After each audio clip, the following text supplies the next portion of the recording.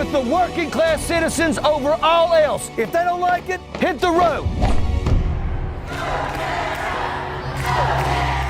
Richard Ojeda is running for president, and actually, you know what? We gotta Ojeda up this music. Better.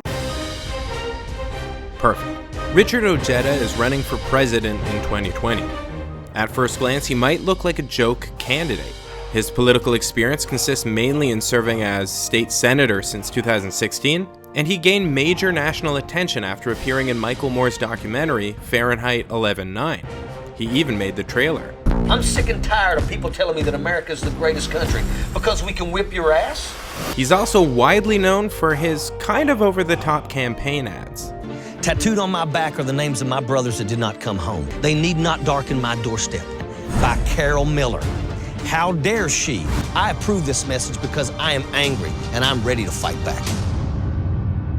Ojeda would go on to lose his 2018 congressional race to Carol Miller. How dare she? And as even Ojeda's supporters point out, a key reason why he lost that race was because Donald Trump came out to support his opponent. And he actually, for a little while, he had a lead until Trump went down there a couple of times. And indeed he did. She is running against a total wacko. Now I've seen this person. You can't have that person in Congress. And it did seem to work. It will be Carol Miller, and I have to vote for Mr. Donald Trump. That's my entire reason for voting for her. So on the face of it, the Ojeda 2020 campaign would seem hopeless. Just imagine a West Virginia state senator losing a race for Congress and then going on to become president of the United States. In this video, I'll present 5 reasons why that might actually be possible, and in the process, give you enough information to answer this question.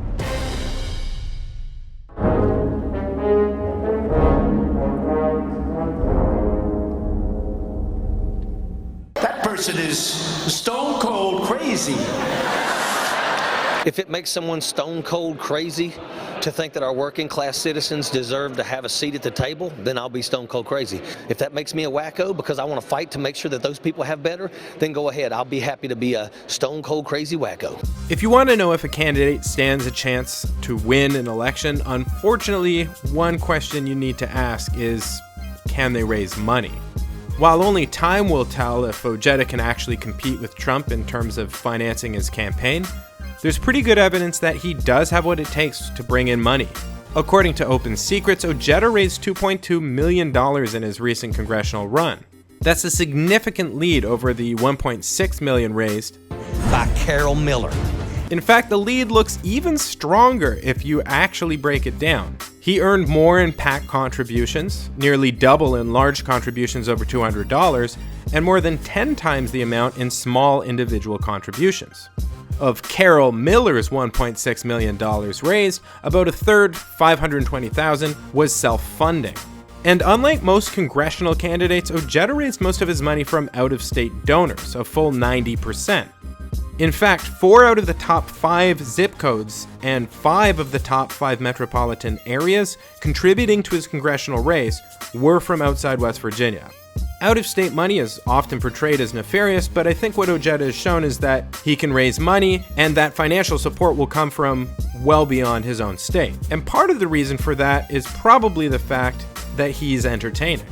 When it comes to getting your message out, campaign contributions are just half the battle. Politicians spend a lot of their campaign money on media buys, but in presidential elections, a lot of media exposure is actually free, and it potentially makes a huge difference.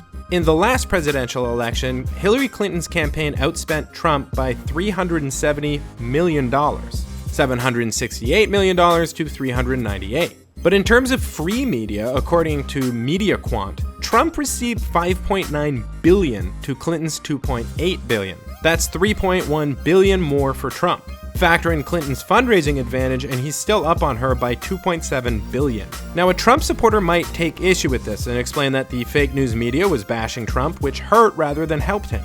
That's a fair argument, but I would contend that with faith in the mainstream media as low as it is, the mainstream media's portrayal and perspective factored in much less than the fact that he had the opportunity to get his message out there. And in fact, much of Trump's coverage was fairly unfettered by critique. Instead, his campaign rallies and speeches were shown often without filter. You've probably heard arguments like this in the past, but let's take it one step further and ask why. Why would Trump be shown on cable news more than Clinton? I think the answer is obvious. Here's Trump talking about the most boring topic possible, infrastructure. Our roads and bridges are falling apart. Our airports are third world condition. Now let's take a look at Hillary Clinton talking about one of the most heated and controversial topics in the 2016 election, immigration. I strongly support the president's executive actions. I hope the Supreme Court upholds them. I think there is constitutional and legal authority for the president to have done what he did. Be honest, guys, she's boring. The news cares about entertainment value, and Trump is an endless source. To compete, the Democratic candidate must be interesting as well, and Ojeda has entertainment value in spades. I will not sit quiet. Ladies and gentlemen, we have been sold out. We've been sold out by people like Nancy Pelosi, Mitch McConnell, and the Washington insiders. Aside from being entertaining, this clip also demonstrates another key factor for Ojeda.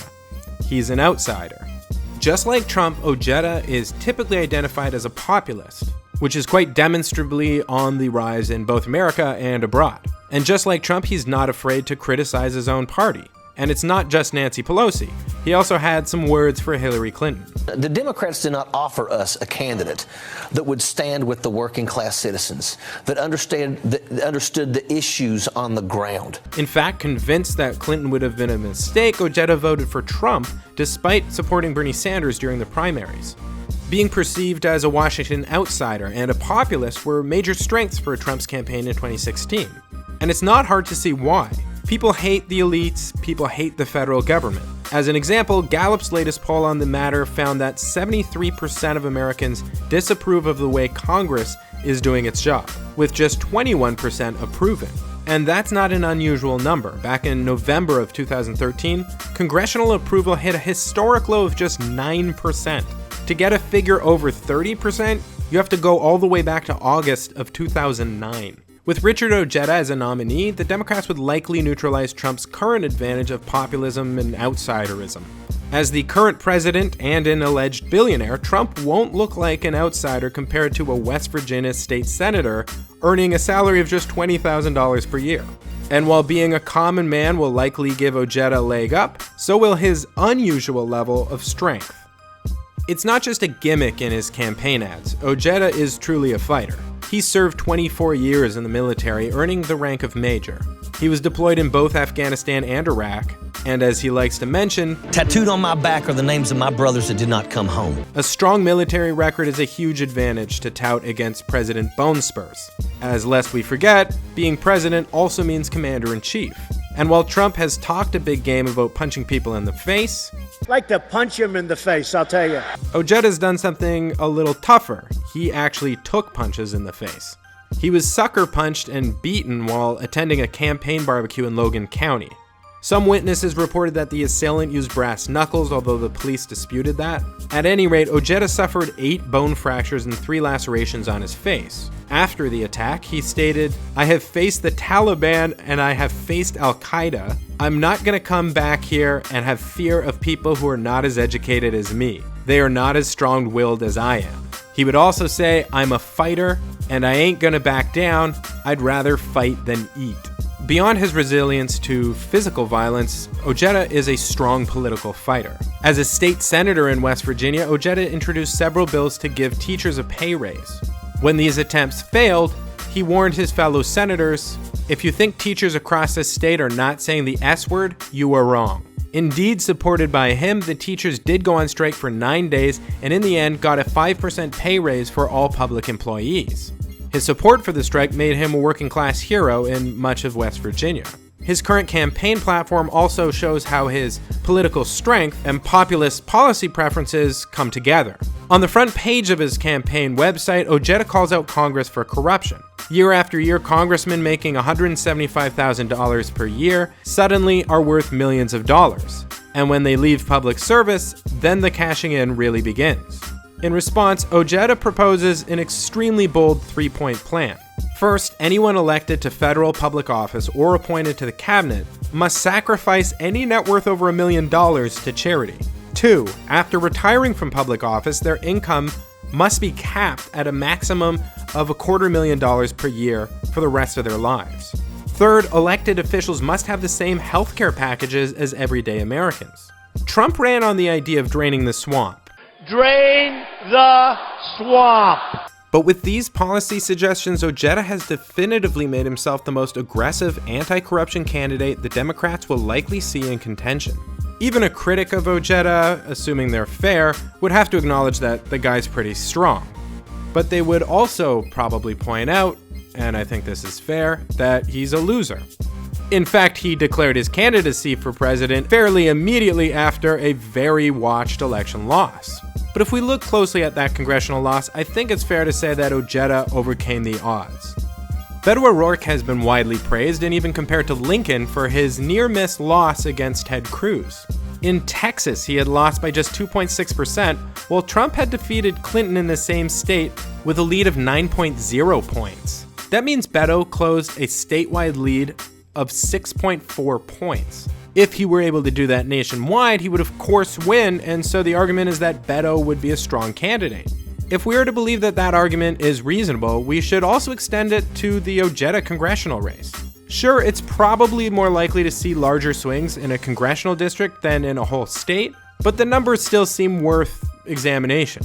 In 2016, Trump won West Virginia overall by 41.7 points. His margin was even more favorable in Ojeda's district, which gave Trump a lead of 49.3 points.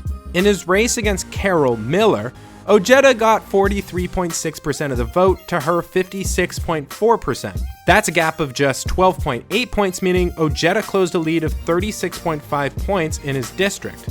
No other Democrat in the country can claim a vote swing that significant. If closing a 6.4 point gap in Texas makes Beto a strong contender, what do we say about a man who closed a 36.5 point gap in his district? Ojeda lost because both his district and his state are among the reddest in the country. But in hotly contested swing states like Michigan, Ohio, and Pennsylvania, Ojeda's blue-collar fighting chops might just be what the Democrats need. Trump was able to rout Ojeda in his congressional district. And surely, in a presidential campaign, he would rout him in West Virginia. But could Trump do the same in a nationwide contest? What do you think? Does he have what it takes?